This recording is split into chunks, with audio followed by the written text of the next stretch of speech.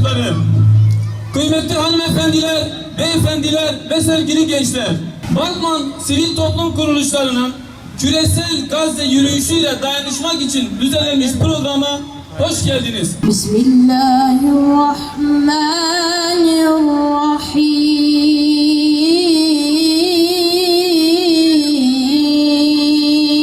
Fezkuruni ezkurkum veşkuruni ve la tekfurun.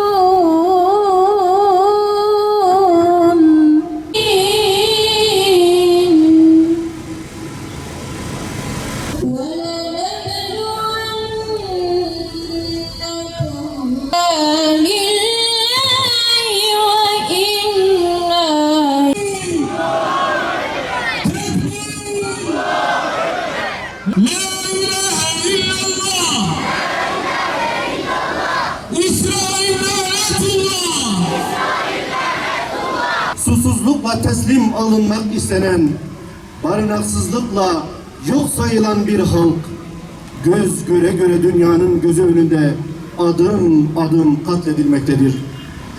İsrail terör örgütü, uluslararası hukuku, insan haklarını, Birleşmiş Milletler kararlarını ayaklar altına alarak Filistin halkına karşı topyekün bir imha siyaseti yürütmektedir. Gazze'deki anneler çocuklarını kefene değil kucağına almak isterken Batı bu kanlı senaryonun seyircisi değil yazarıdır. Amerika ise başrolde, bir elinde silah, diğerinde sahte barış metinleriyle soykırımın sponsoru, planlayıcısı ve koruyucusudur. İsrail'in gözünü karartan cüret, arkasında Amerikan kalkarını bilmenin güvenidir. Oysa mazlumun kanı üzerine kurulan ittifaklar ne meşrudur ne de ebedi. Ne yazık ki bu zulmün yalnızca bir faili değil, çok sayıda sessiz ortağı ve destekçisi vardır. Yöneticilerimiz kınama açıklamalarıyla vicdanları teskin etmeye çalışırken, gerçekte ticari ve askeri ilişkiler yoluyla bu işgal devletine destek sunmaya devam etmektedir. Her geçen gün biraz daha kanla kirlenen eller, diplomatik maskeler ardından gizlenmekte, adalet, menfaatlerin soğuk duvarlarına çarparak yankılanmaktan yok olmaktadır. Bu zulüm sadece Filistin halkını hedef almıyor. Aslında bu tüm İslam coğrafyasına yönelmiş bir tehdit olarak büyüyor. İsrail terör örgütü istediği her yeri bombalayacak cesareti ve küstahlığı kendinde bulmakta, uluslararası hukuku tanımamakta. Gerekçe bile göstermeden şehirleri, kampları, okulları, hatta hastaneleri hedef almaktadır.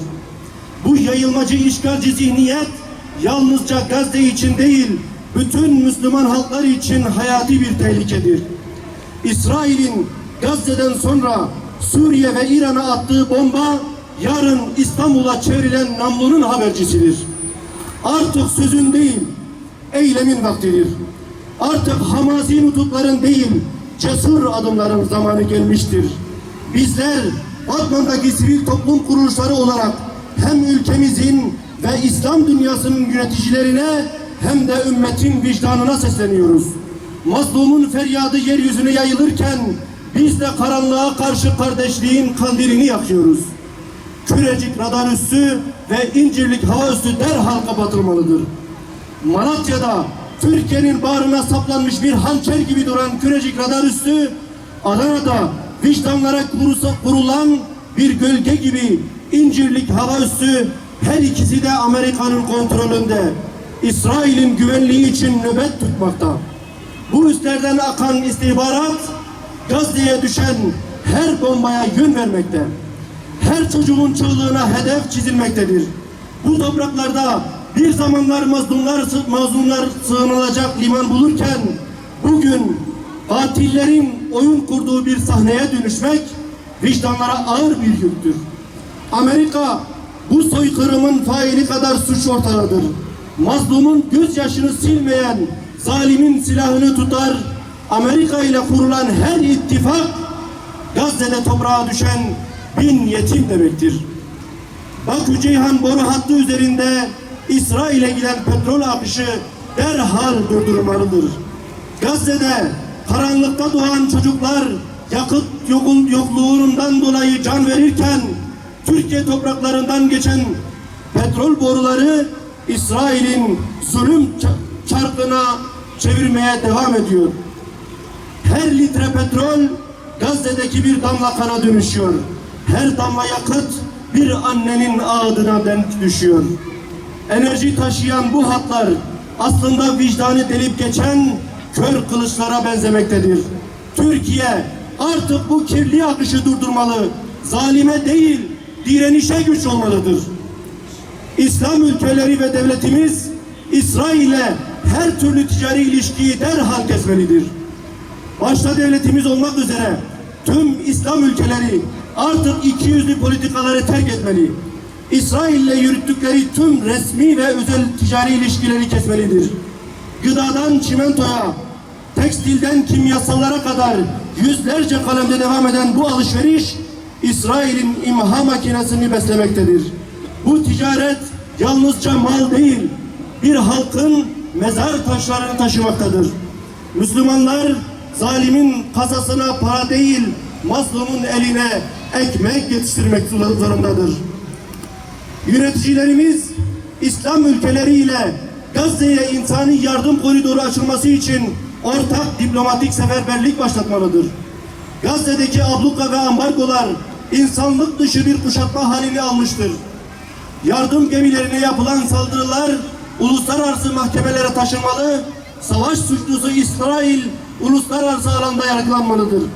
Başta ülkemiz olmak üzere Müslüman devletler diplomatik sessizliklerini bozmalı, yardımlar sadece sözle değil, eylemle ulaşmalıdır. Çünkü artık geciken her yardım kaybedilen 1000 can demektir.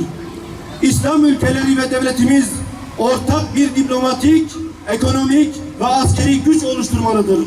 Bugün Mısır'ın Gazze'ye gönüllü yürüyen kardeşlerine barikat kurması, Arap rejiminin suskunluğu ve işbirliği İslam dünyasının nasıl bir derin gaflet içinde olduğunu göstermektedir. Bu gaflet artık son bulmalı.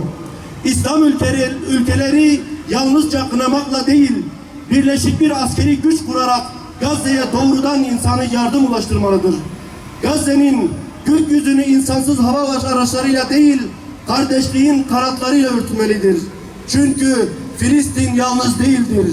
Ümmet kardeşini zalime teslim etmeyecek kadar büyük ve şerefli bir ümmettir. Uzun yıllardır Filistin, Yemen, Suriye ve Lübnan'da katliamlar gerçekleştiren bu küresel terör şebekesi şimdi de İran'a yönelik alçakça bir saldırıya yeni bir cephe açmıştır. Siyonist rejimin ABD'nin desteğiyle gerçekleştirdiği bu son saldırılar yalnızca İran'ı değil, bölgedeki bağımsız duruş sergileyen, emperyalist planlara boyun eğmeyen tüm devletleri, halkları ve direniş hareketlerini hedef almaktadır. Bu vesileyle İslam coğrafyasındaki bütün kardeş halkları aralarındaki ihtilafları bir kenara bırakarak ortak düşmana karşı kenetlenmeye, dayanışmaya, büyütmeye ve emperyalist tuzaklara düşmemeye davet ediyoruz. Ey yerlerin ve göğün sahibi, ey bütün alemlerin Rabbi olan, ey gücü, kuvveti ve saltanatı elinde bulunduran Rabbimiz, bizler sana yöneldik, tek umudumuz sensin. Bizler çaresizlik içerisinde dolaşan, yalpalayan, sağa sola çırpınan kulların olarak sana imdad ediyoruz. Seni çağırıyoruz ya Rabbi. Ellerimizi boş çevirme. Allah'ım bize izzetin yolunu, şerefin yolunu göster ve bizi şeref ve izzete layık olan mücadeleci, abid, zahid, kardeşleriyle uyumlu, içerisinde olan kardeşlerden, kullarından eyle.